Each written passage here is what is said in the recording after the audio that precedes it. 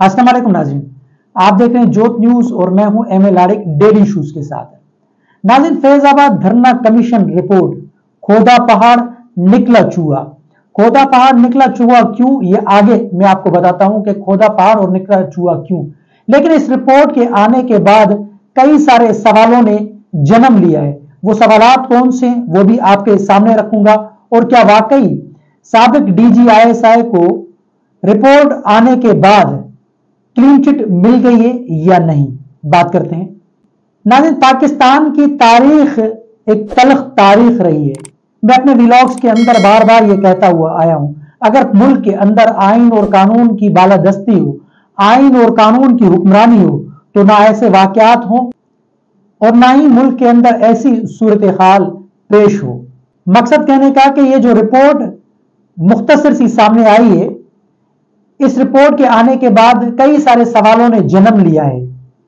और इसमें क्या वाकई, जैसे कि मैंने कहा, कि फैज हमीद साहब को बरी जिम्मा करार दिया गया है, क्योंकि रिपोर्ट तो अभी गवर्नमेंट ऑफ पाकिस्तान के सामने पेश की गई है, उनको दी गई है। इसके बाद सुप्रीम कोर्ट भी है, क्योंकि जो इस पे स्टैंड लिया था वो सुप्रीम कोर्ट ने लिया था। 2017 का ये जो धरना दिया गया था, एक बिल पेश हुआ था असेंबली के अंदर, जो हलफनामे में थोड़ी सी तब्दीली की कोशिश की गई थी, उसके खिलाफ ये धरना दिया गया। 2017 में PMLN की गवर्नमेंट थी और वजीर आजम शाहिद खाकान अब्बासी थे, और उस वक्त वजीर आला पंजाब मौजूदा प्राइम मिनिस्टर जनाब शहबाज शरीफ साहब थे। अब ये रिपोर्ट जो पेश की गई है, इस रिपोर्ट में कहा गया है ये जो सारे मामला तय हुए, इसमें गवर्नमेंट इन्वॉल्व रही और हुकूमत पाकिस्तान, उस वक्त की हुकूमत ने, यानी शाहिद खाकान अब्बासी साहब यानी PMLN की हुकूमत ने आर्मी को कहा, आर्मी चीफ को कहा, जब जाके फिर ISI के जो चीफ थे फैज हमीद साहब, उन्होंने किरदार अदा किया और धरने को खत्म करवाया। बकौल उनका भी ये कहना है कि मैंने धरने को तोल नहीं दिया, मैंने धरना दिलवाया नहीं, मैंने धरना खत्म करवाया। अब ये इसमें कितनी सदाकत है कितनी नहीं, ये जो सवालात मैं आपके सामने रखूंगा उसमें ये वाज़ेह हो जाएगा, क्योंकि पाकिस्तान की तल्ख तारीख है, जैसा कि मैंने अपने इंट्रो में कहा कि पाकिस्तान की तल्ख तारीख है, एक सियासी तल्ख तारीख है। तो पाकिस्तान के अंदर 1958 से लेकर 2008 तक तो डिक्टेटरशिप रही। कैसे जमहूरी हुकूमतों का तख्ता उल्टा गया, कैसे वजीर आजम को फांसी दी गई, कैसे वजीर आजम को मारा गया। क्या एहतसाब सिर्फ और सिर्फ सिविलियन हुकूमत का होगा या पॉलिटिशियन का होगा? ट्रायल सिर्फ और सिर्फ सिविल इदारों का होगा या फिर हमारे एस्टेब्लिशमेंट के लोगों का भी होगा? फौज के अंदर जो काली भेड़ें हैं, जिनकी वजह से फौज का इदारा बदनाम होता है, क्या एहतसाब उनका भी होगा? ये जो रिपोर्ट आई है, इसमें जैसा कि मैंने कहा कि फैज हमीद को बरी जिम्मा करार दिया गया है। उसमें कहा गया कि सारी गवर्नमेंट उसमें मुलविस थी। अब कई सारे लोग ये सवाल कर रहे हैं कि पहले पंजाब में धरना स्टार्ट हुआ, पंजाब से स्टार्ट हुआ या नहीं, फिर पंजाब से ये धरना स्टार्ट होकर पंजाब को क्रॉस करके ये इस्लामाबाद कैसे पहुंचा? उस वक्त की हुकूमत के नाक के नीचे से ये गुजरकर इस्लामाबाद कैसे पहुंचा? क्या वो हुकूमत कमजोर थी उस वक्त की? पंजाब की जो हुकूमत थी, क्या वो कमजोर थी? क्या वाकई ऐसा हो सकता है कि एक हुकूमत को पता हो कि ये धरना है और उसको वो जाने दे, और वो उसको ये पता हो कि ये 20 दिन जाके धरना देगी इस्लामाबाद में? लेकिन ये बिल्कुल हो सकता है, क्योंकि अगर कोई सियासी पार्टी या अगर कोई मजहबी पार्टी इतनी ताकतवर हो कि या उसकी बेग पर किसी की सपोर्ट हो, तो बिल्कुल वो कर सकती है ऐसा। वो पार्टी ऐसा कर सकती है और हुकूमत भी ऐसा कर सकती है, क्योंकि हुकूमत जाहिर सी बात है अपने बचाव के लिए कुछ भी कर सकती है, कंप्रोमाइज कर सकती है। उस वक्त अगर फर्ज कर लें उस वक्त हुकूमत को इनिशिएटिव लेती, पंजाब की हुकूमत यानी मौजूदा प्राइम मिनिस्टर और साबिक वजीर आला पंजाब शहबाज शरीफ साहब इनिशिएटिव लेते, तो क्या दंगे नहीं होते वहां पंजाब के अंदर? फसादात नहीं होते जैसा इस्लामाबाद में हुआ? हो सकता था कि पंजाब के अंदर मजीद नुकसान होता, क्योंकि उस जमात का जो असर रसूख खास करके ज्यादा से ज्यादा पंजाब के अंदर है, और उनका जो हेडक्वार्टर है वो है ही लाहौर के अंदर, PLP का। लेकिन ये सब चीजें अपनी जगह पे, लेकिन मैं जो आपके सामने सवालात रखने जा रहा हूं वो बड़े इंतहाई अहमियत के हामिल है। وہ اس وجہ سے کیونکہ ماضی میں بھی پارٹیاں بنائی گئی، ان کو توڑا گیا، ان کی جگہ نئی پارٹیاں بنائی گئی، MQM بنائی گئی جماعت اسلامی کو کمزور کرنے کے لیے یا پیپلز پارٹی کو کمزور کرنے کے لیے یا پھر قوم پرست جماعتوں کو کمزور کرنے کے لیے۔ اس کے علاوہ پھر آپ دیکھیں یا مسلم لیگ سے کتنی جماعتیں نکلی ہیں، مسلم لیگ کاف کو دیکھ لیں، مسلم لیگ ضیاء کو دیکھ لیں، مسلم لیگ نون ہو گئی۔ ایسے ہی ابھی ریسنٹلی آپ دیکھ لیں IPP کو بنایا گیا تحریک انصاف کو توڑنے کے لیے، PTIP بنائی گئی تحریک انصاف کو کمزور کرنے کے لیے، اور ایسے ہی کئی سارے لوگ پیدا کیے گئے تحریک انصاف کو کمزور کرنے کے لیے۔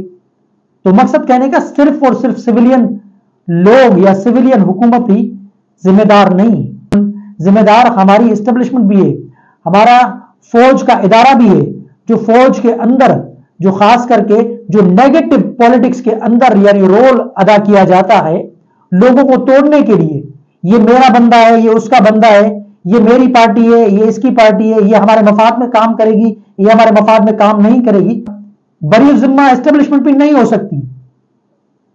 تو مقصد کہنے کا یہ کہ یہ جو سوالات ہیں، TLP پہلے تو بنی کیسے، TLP اتنی جلدی کیسے بنی، مذہب کے نام پہ بنی، 3 مہینے کے اندر اندر وہ پورے پاکستان کے اندر اس کا جال کیسے پھیلا، کیسے بچھایا گیا، اس کے پیچھے کون سے ہاتھ ہیں، ان چیزوں کی بھی انکوائری ہونی چاہیے۔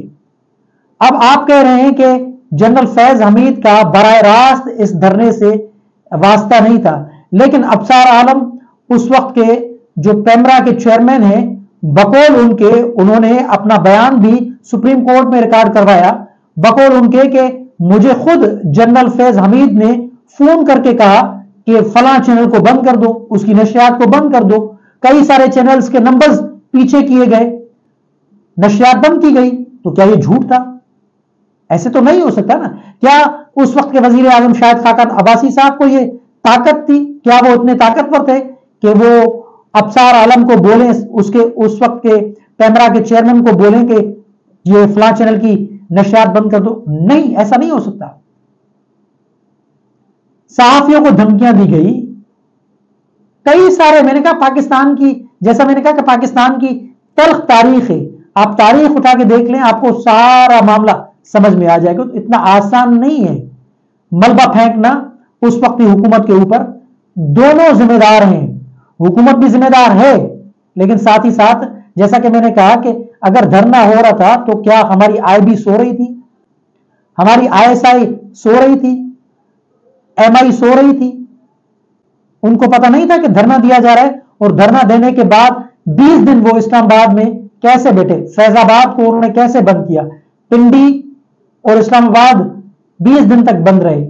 تو یہ سارے معاملات پر اگر آپ نظر ڈالیں گے، جائزہ لیں گے، تو آپ کو تانے بانے کہاں سے ملتے ہیں، جڑتے ہیں، یہ سب پتہ چل جائے گا۔ انکوائری کمیشن کے سامنے یہ دونوں افراد جو ہیں، سابق army chief general retire Qamar Javed Bajwa اور سابق DG ISI فیض حمید صاحب، یہ انکوائری کمیشن کے سامنے پیش ہی نہیں ہوئے۔ وزیر دفاع جو ہیں ہمارے خواجہ آصف صاحب، وہ بھی یہ فرما رہے ہیں، وہ بھی یہ کہہ رہے ہیں کہ اس کمیشن کی رپورٹ کو حکومت کو چاہیے کہ وہ رد کر دے، وہ رد اس بیسس پہ کرے کیونکہ یہ جو 2 افراد ہیں وہ تو کمیشن کے سامنے پیش ہی نہیں ہوئے، تو یہ رپورٹ تو نامکمل ہے، اور ان سے پوچھ گچھ کیے بغیر یہ رپورٹ مکمل کیسے ہو سکتی ہے؟ کافی سارے لوگ کہہ رہے ہیں کہ ایسا نہیں ہو سکتا، اور واقعی آپ بری ذمہ قرار نہیں دے سکتے فیض حمید صاحب کو۔ اب یہ رپورٹ، جیسا کہ میں نے کہا کہ یہ رپورٹ تو ابھی حکومت وقت کے سامنے پیش ہوئی ہے، لیکن اب یہ سپریم کورٹ میں معاملہ جائے گا کیونکہ قاضی فائز رضا صاحب خود اس میں وٹنس ہیں، وہ جسٹس تھے، تو انہوں نے اس پہ نوٹس دیا تھا اور ان کے خلاف ریفرنس دائر کیا گیا تھا۔ پھر بعد میں اپنا عمران خان صاحب نے یا کئی ساری پارٹیوں نے، کئی سارے لوگوں نے اپنے ریفرنس واپس لینے کی درخواست دائر کی تھی، لیکن چیف جسٹس بننے کے بعد قاضی فائز صاحب نے اس کی سماعت شروع کی، اور قاضی فائز صاحب کی ججمنٹ کے بعد یہ پھر کمیشن بنا، اور اس ججمنٹ کو بھی اگر آپ پڑھ کے دیکھ لیں یا اٹھا کے دیکھ لیں، اس ججمنٹ کو بھی آپ उस जजमेंट को अगर आप समझ गए तो आपको पता चल जाएगा कि इसके पीछे कौन मुलविस है। माजी में ये सारे मामलात हुए हैं, तो जाहिर सी बात है आप बरी जिम्मा करार नहीं दे सकते किसी को भी, किसी इदारे को भी नहीं, या किसी एक शख्स को भी नहीं बरी जिम्मा करार दे सकते। जब तक पाकिस्तान के अंदर आइन और कानून की बालादस्ती कायम नहीं होगी, अदल और इंसाफ या बराबरी का माहौल पैदा नहीं किया जाएगा, तब तक इस किस्म के हालात, इस किस्म के वाकयात, इस किस्म के धरने होते रहेंगे और ये मुल्क ऐसे ही चलता रहेगा और खुदा न खास्ता आगे चलकर मुल्क को मजीद नुकसान ना पहुंचे। अब भी वक्त है संभलने का, संभल जाएं। और जैसा कि कमीशन ने रिपोर्ट में कहा है कि इन सारे मामलात पर नजरसानी करनी चाहिए और सख्त से सख्त कार्रवाई की जाए। ऐसे मामलात को रोकने के लिए, ऐसे हालात को पैदा करने के लिए हुकूमत वक्त को और हमारी लॉ एनफोर्समेंट एजेंसीज को इनिशिएटिव लेना पड़ेगा, सख्त से सख्त। लेकिन जब तक मुल्क के अंदर बराबरी, आइन और कानून की बालादस्ती नहीं होगी, हर कोई इदारा अपने आइन के दायराकार में रहकर काम नहीं करेगा, तो ऐसे हालात, ऐसे मामलात, ऐसे वाकयात पेश होते रहेंगे। अब जो मैंने आपके सामने ये सवालात रखे, इन सवालात का जायजा लीजिएगा और कमेंट सेक्शन में अपनी राय का इजहार जरूर कीजिएगा। तब तक के लिए अल्लाह हाफिज।